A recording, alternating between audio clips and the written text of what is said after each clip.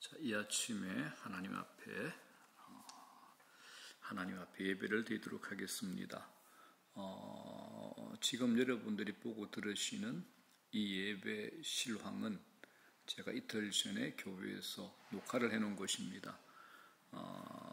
어제하고 그리고 오늘 아침에는 저희 교역자들이 2023년도 사역을 어떻게 준비할 것인가 기도하면서 전체 사역을 의논하기 위해서 저희들이 1박 2일 시간을 갖기 때문에 제가 부득불 월요일 참석할 수 없어서 토요일 저녁에 교회에서 녹화를 해놓은 것을 여러분들에게 이렇게 들려드리게 됩니다.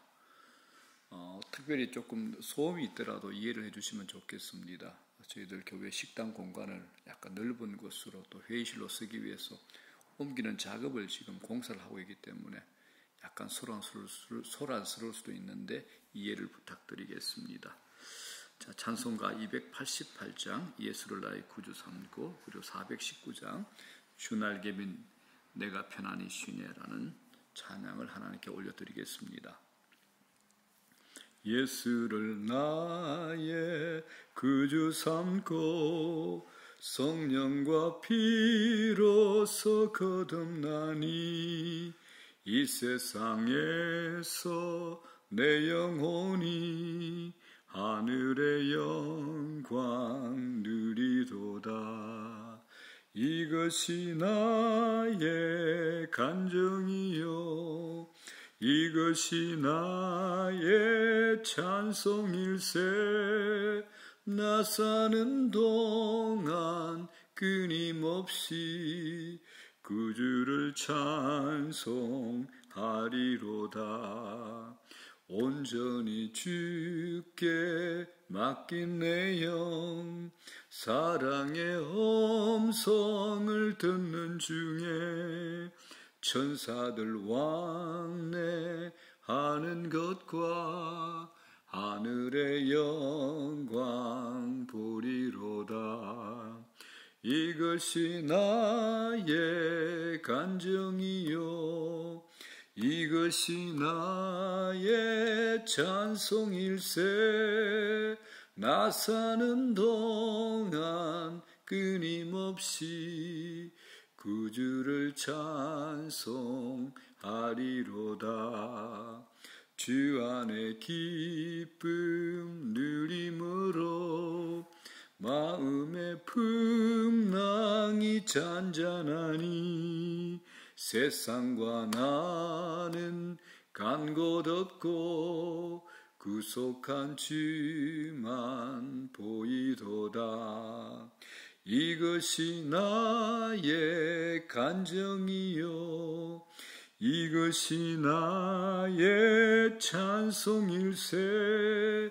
나 사는 동안 끊임없이 구주를 찬송하리로다.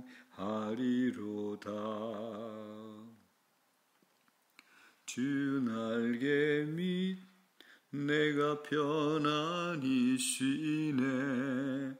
밤 깊고 비바람 부르쳐도 아버지께서 날 지켜주시니 거기서 편안히 쉬리로다. 주 날개 밑 평안하다. 그 사랑 끈을 잡으뇨. 주 날개 밑 내 쉬는 영혼 영원히 거기서 살리. 주 날개 밑 나의 피난처 되니 거기서 쉬기를 원하노라. 세상이 나를 위로치 못하나 거기서 평화를 누리리라. 주 날개 밑 평안하다. 그 사랑 끈을 잡으뇨. 주 날개미 내 쉬는 영혼 영원히 거기서 살리. 주 날개미 참된 기쁨이 있네. 고달픈 세상길 가는 동안 나 거기 숨어 돌보심을 얻고 영원한 안식을 얻으리라. 주 날개미 평안하다. 그 사랑 끈을 잡으뇨. 주 날개미 내 쉬는 영혼 영원히 거기서 살리. 아멘. 하나님 말씀 구약 성경 시편 91편 1절에서부터 7절까지 말씀입니다. 구약 성경 시편 91편 1절에서부터 7절까지 말씀입니다. 우리 다 같이 합독을 하겠습니다. 시작. 지존자의 은밀한 곳에 거주하며 전능자의 그늘 아래에 사는 자여, 나는 여호와를 향하여 말하기를 그는 나의 피난처요 나의 요새요 내가 의뢰하는 하나님이라 하리니, 이는 그가 너를 새 사냥꾼의 올무에서와 심한 전염병에서 건지실 것임이로다. 그가 너를 그의 기초로 덮으시리니 내가 그의 날개 아래에 피하리로다. 그의 진실함은 방패와 손방패가 되시나니, 너는 밤에 찾아오는 공포와 낮에 날아드는 화살과 어두울 때 퍼지는 전염병과 밝을 때 닥쳐오는 재앙을 두려워하지 아니하리로다. 1000명이 네 왼쪽에서 10,000명이 네 오른쪽에서 엎드러지나 이 재앙이 네게 가까이 하지 못하리로다. 아멘. 전능자의 그늘 아래라는 제목으로 말씀을 전합니다. 본문 시편 91편은 작자 미상입니다. 그런데 교회 역사상 가장 많이 사랑받는 시편 중에 하나가 시편 91편입니다. 91편의 시인은 하나님이 자신에게 어떤 분인지 먼저 노래합니다. 1절에서는 자기 자신을 마치 타인인 것처럼 부르면서 노래를 합니다. 그런 가운데 하나님이 어떤 분인지 이렇게 증거합니다. 자, 1절. 우리가 익숙한 말씀이죠. 지존자의 은밀한 곳에 거주하며 전능자의 그늘 아래에 사는 자요. 자, 지존자는 지극히 존귀하신 분이라는 말입니다.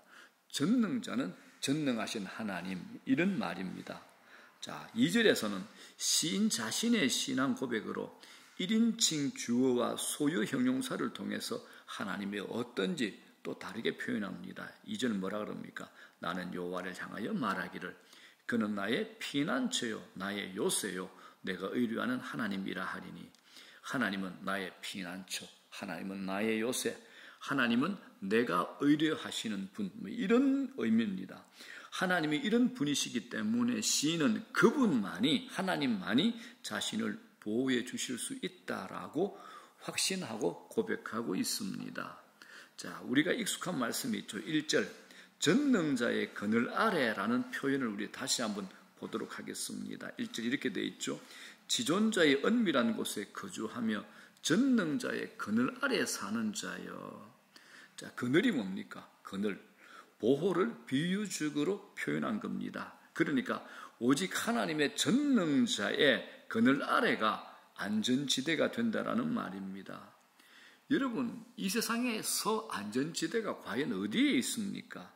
가장 견고하다라는 육군본부 벙커입니까? 겉으로 아무리 견고해도 인간이라면 그 안에서 얼마든지 두려워할 수 있습니다. 가장 화롭고 가장 보안이 잘 되어 있다는 미국의 비버리 힐스 대저택입니까? 겉으로 아무리 화려하고 안전해 보여도 인간은 그 안에서 얼마든지 불행할 수 있습니다. 실제로 그 지역이 다른 데보다 자살률이 더 높다라는 통계도 있습니다. 장소나 환경 자체보다 마음이 중요합니다. 그 마음이 오직 하나님의 보호 아래 있을 때 평안하고 담대해질 수 있습니다. 어떤 통계를 보니까 제2차 세계대전 당시에 미국의 전사자가 30만 명이라고 합니다. 제2차 세계대전에 미국에서 전쟁에 참여했던 사람들이 30만 명이 죽었답니다. 그런데 남편이나 아들을 전장에 보내놓고 염려와 불안으로 하루하루를 보냈던 사람들이 무려 200만 명이라고 합니다. 자, 그렇다면 어디가 위험지대이고 어디가 안전지대가 됩니까? 그러죠. 우리가 생각할 때 여기가 안전지대 아닙니다. 전혀 아닐 수 있습니다.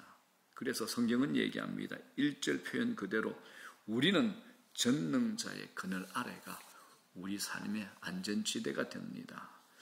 자, 그렇다면 우리가 어떻게 해야 될까요? 첫 번째입니다. 그 그늘 아래로 피해 들어가셔야 됩니다. 자, 우리가 그늘 아래로 피해 들어갈 때 하나님이 어떻게 보호해 주실까요? 4절 이렇게 약속하십니다. 그가 너를 그의 기초로 덮으시리니 네가 그의 날개 아래에 피하리로다. 그의 진실함은 방패와 손방패가 되시나니. 여기서 시편 기자는 그늘 대신에 날개로 비유합니다. 그의 날개 아래 들어가면 전장에서 빗발치는 화살이 날아와도 방패와 손방패로 다 막아주신다라고 하시는 겁니다. 마치 이런 거죠. 땡볕이 내려질 때 그늘에 피해 들어가면 해를 당하지 않고 시원하게 잘 지낼 수 있는 것과 같습니다. 또 이런 게 있습니다. 아이가 아버지와 함께 골목길을 걸어가는데 앞에 무서운 개가 나타납니다. 아이가 두려워하다가 아버지에게로 안깁니다. 그러면 두려움이 사라지고 평안해지는 거죠. 심지어 담대해질 수 있습니다. 그리고 이렇게 대적하죠. 개 보고 가! 어서 가! 라고 이렇게 소리칠 수 있습니다. 우리가 아이만도 못하면 곤란하죠. 성경에 다윗을 보게 되면 다윗은 숱한 환난 가운데서 하나님께 피함으로 승리한 경험을 이렇게 자주 증가합니다. 우리가 잘 아는 시편 34편 8절 뭐라 그럽니까? 너희는 여호와의 선하심을 맛보아 알지어다. 그에게 피하는 자는 복이 있도다라고 얘기를 합니다. 하나님께 피하는 것하고 여러분 현실로 도망치는 것은 다릅니다. 하나님께 피하는 것이 능력입니다. 신자에게 실력이 어떤 실력이냐? 하나님께 피하는 것이 실력입니다. 하나님께 피하는 것이 신자의 능력이 되는 겁니다. 그래서 신자라면 우리가 이 땅을 살아가면서 이 세상 삶 가운데서 문제나 고난과 어려움이 생겼을 때 어떻게 반응하는가, 어떻게 행동하는가가 매우 중요합니다. 어려움이 생기면 보통 어려움을 피하고 싶어 합니다. 그런데 어려움이 생기면 피할 곳이 어디 있습니까? 어디로 피해야 될까요? 그런데 시편을 보면 다윗은 자신이 수많은 대적들에게 쫓길 때마다 어떻게 반응했는가를 생생히 드러내고 있습니다. 다윗은 하나님께 피했습니다. 그래서 시편 11편 1절 다윗의 시입니다. 뭐라 그럽니까? 사울왕으로부터 아슬아슬하게 도망다니고 있을 때에도 다윗은 이렇게 고백합니다. 내가 여호와께 피하였거늘. 내가 여호와께 피하였거늘. 문제가 생길 때마다 다윗은 어디로 피했습니까? 하나님께 피했습니다. 하나님이 왜 다윗을 좋아하실 수밖에 없는가? 이걸 볼 수 있는 장면이죠. 하나님께 피하였거늘. 내가 하나님께 피하였거늘. 하나님, 다윗 얼마나 이쁠까요? 하나님은 우리에게 최고의 피난처가 되십니다. 완벽한 피난처가 되십니다. 그래서 우리는 하나님께 피합니다. 하나님을 무너뜨릴 것만큼 강력한 것은 없습니다. 하나님은 능력 중에 능력이십니다. 하나님께 피하면 아무도 손댈 수 없습니다. 원수의 손이 닿을 수가 없습니다. 자, 다시 본문을 봅시다. 전능자의 그늘 아래 피하면 하나님이 어떻게 보호해 준다고 합니까? 3절에 또 이렇게 얘기합니다. 3절. 이는 그가 너를 새 사냥꾼의 올무에서와 심한 전염병에서 건지실 것이미로다. 자, 사냥꾼의 올무, 사냥꾼의 덫에서 구해줍니다. 그 다음에 보면 요즘 우리 상황에 딱 맞는 반가운 단어가 나옵니다. 심한 전염병에서도 건져주신다라고 합니다. 자, 시편 91편 우리 오늘 본문의 5절 6절 한번 봅시다. 뒤에 5절 6절 또 얘기합니다. 너는 밤에 찾아오는 공포와 낮에 날아드는 화살과 어두울 때 퍼지는 전염병과 밝을 때 닥쳐오는 재앙을 두려워하지 아니하리로다. 코로나19가 아직까지도 우리를 불편하게 만들고 있잖아요. 기억하십니까, 여러분? 코로나 초창기는 거의 공포 수준이었습니다. 사람을 만날 수 있습니까? 집에 마음대로 나올 수가 있습니까?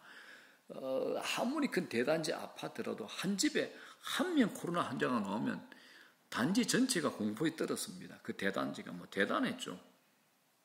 그런데 성경은 얘기합니다. 너희들 하나님에게 피하면 반드시 막아주시고 그 위험에서 건져주신다라는 약속입니다. 결국은 우리는 승리하게 하신다라는 겁니다. 그래서 7절에 뭐라 그럽니까? 1000명이 네 왼쪽에서 10,000명이 네 오른쪽에서 엎드러지나 이 재앙이 네게 가까이 하지 못하리로다. 할렐루야.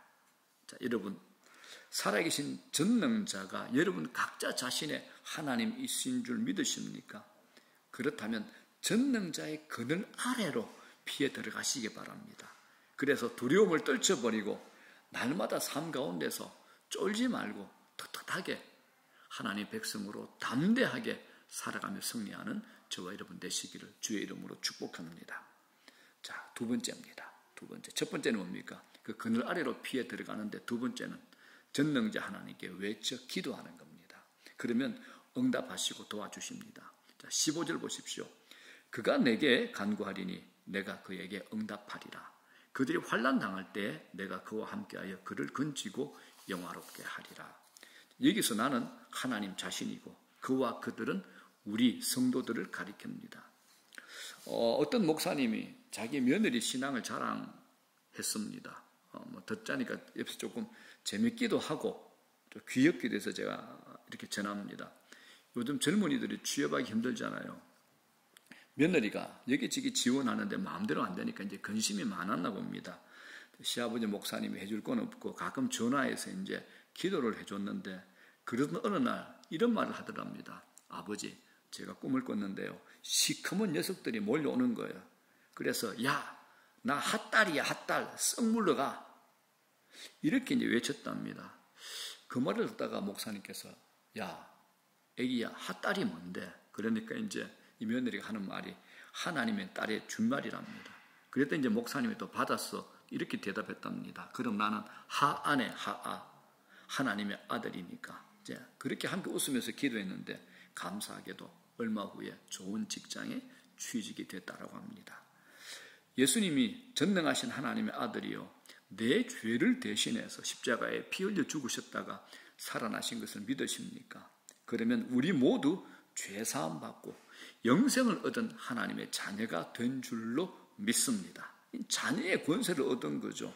그 중에 특히 이제 기도의 특권을 얻은 겁니다. 하나님을 향하여 아버지, 아버지. 아버지가 뭡니까? 아버지가 책임지는 분이잖아요. 책임지시는 분, 아버지입니다. 이것 묵히지 마십시오. 그냥 혼자만 가지고 있지 말고 이걸 사용하시라는 겁니다. 권세는 사용하는 겁니다. 환난이 닥쳐와 두려울 때 전능자의 그늘 아래 피할 뿐만 아니라 적극적으로 전능자에게 외쳐 기도하시라는 말씀입니다. 그러면 응답해 주시고 도와주신다는 약속입니다. 자, 이런 말씀을 나누다 보면 결국 이제 이런 결론이 이르게 됩니다. 아, 우리 앞에 있는 문제가 아니구나. 내 신앙의 문제구나라는 것을 알게 됩니다. 내 신앙의 문제입니다. 하나님을 신뢰하는 것, 이건 문제입니다. 믿음의 문제죠. 그래서 성경 곳곳에 믿음의 얘기가 나오잖아요. 히브리서 11장 6절, 믿음이 없이는 하나님을 기쁘시게 하지 못하나니, 믿음이 없이는 하나님을 기쁘시게 하지 못하나니, 매일 우리는 하나님, 나는 하나님의 기쁨이 되기 원합니다라고 기도하는데 제일 중요한 게 뭡니까? 믿음입니다. 믿음. 하나님, 저는 믿음 없습니다. 제게 믿음 주십시오라고 기도하셔야 됩니다. 믿음입니다. 우리 앞에 있는 문제가 아닙니다. 내 신앙, 믿음이 문제가 되는 겁니다. 이런 말이 있죠. 우리가 어려울 때 친구가 진짜 친구다. 이제 어려울 때 보면 본색이 드러납니다. 제가 이 예화는 자주 말씀드리는데 교회에서 보게 되면 이제 남편 돈 잘 벌어와, 아이들 공부 잘해, 또 친정에 돈도 있어, 시댁도 빵빵해, 이러면 교회 와서 얼마든지 사랑하는 성도 여러분 사랑합니다. 제가 이렇게 섬길게요. 저는 언제나 감사합니다. 얼마든지 폼 잡고 뽀다구나게 이렇게 고백할 수 있습니다. 근데 그거 진짜 실력 아닙니다. 진짜 실력은 남편 사업체가 부도 날랑말랑 달랑달랑거리고 아이가 세상에서 사고치고 시댁이나 친정에서 어른들이 아파가 병원에 있고 매일 병원에 병수발하러 가야 되고 이럴 때, 이 고난의 때에 자기 신앙의 실력이 드러나는 겁니다. 평강의 때는 모릅니다. 고난의 때에 자기의 진면목, 진짜 실력이 드러나는 겁니다. 그래서 목회자들 얘기합니다. 어려울 때 신앙이 진짜 신앙이다라고 얘기합니다. 여러분, 어려울 때 전능자의 그늘 아래로 들어가십니까? 어려울 때 사람 찾아다닙니까? 어려움이 생기고 문제가 생기면 통장의 잔고를 확인하십니까? 여러분 어떻습니까? 어떻게 반응하십니까? 어려울 때 하나님께 피하는 겁니다. 전능자의 그늘 아래로 들어가는 겁니다. 이게 우리 신앙의 실력이고 능력입니다.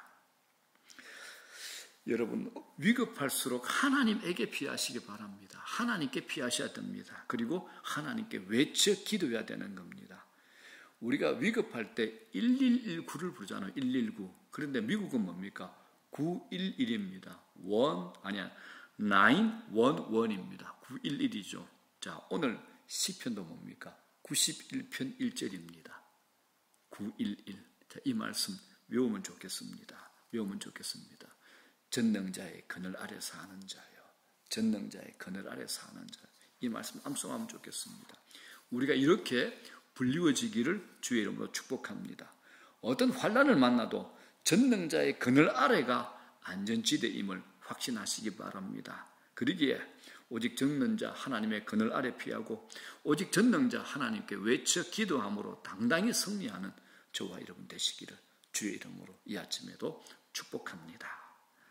자, 오늘도 기도의 자리가 복된 기도의 자리, 전능자를 만나는 그분의 선명한 음성을 듣고 그분의 말씀이 음성이 천둥 소리처럼 들리고 내 가슴을 녹일 수 있는 그런 복된 기도의 시간 자리, 기도의 시간, 기도의 자리 되시기를 주의 이름으로 축복합니다. 주기도문으로 마치겠습니다. 하늘에 계신 우리 아버지, 이름이 거룩히 여김을 받으시오며 나라 임하옵시며 뜻이 하늘에서 이루어진 것 같이 땅에서도 이루어지이다. 오늘날 우리에게 일용할 양식을 주시옵고 우리가 우리에게 죄전자를 사하여 준 것 같이 우리 죄를 사하여 주시옵고 우리를 시험에 들지 말게 하옵시며 다만 악에서 구하시옵소서. 대개 나라와 권세와 영광이 아버지께 영원히 썩나이다.